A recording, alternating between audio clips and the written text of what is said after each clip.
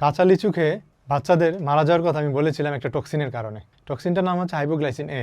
এই টক্সিনটা কি করে? এই টক্সিনটা হচ্ছে আমাদের ব্লাড যে গ্লুকোজ আছে এই গ্লুকোজটাকে কমিয়ে দেয়।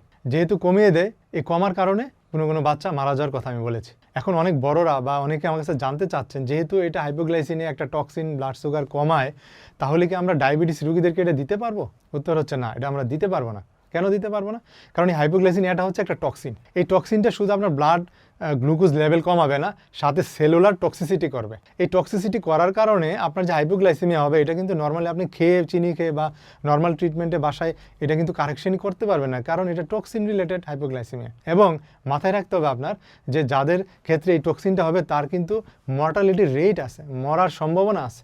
সেই জন্য এটাকে কোনোভাবে ডায়াবেটিস রোগীদেরকে আমরা একটা চিকিৎসার মতো করে এই টক্সিনটা ব্যবহার করতে পারবো না, এবং আমরা এটা করবো না। তো সবাই পাকা লিচু খাবেন, কাঁচা লিচু কোনোভাবেই যেন না খান বা কম খান, এই বিষয়টা খেয়াল রাখবেন। আর বাচ্চাদের ক্ষেত্রে যারা কাঁচা লিচু খাওয়ায় তারা যেন একটু সাবধানে খাওয়ান, কারণ যারা ম্যালনারিশ বাচ্চা বা একটু দুর্বল বাচ্চা তাদের ক্ষেত্রে কিন্তু এই টক্সিনটা ইম্প্যাক্ট করে অনেক বেশি। সো সাবধান থাকবেন, কেয়ারফুলি বিষয়গুলো নিয়ে ডিল করবেন। ইনশাল্লাহ ভালো থাকবেন।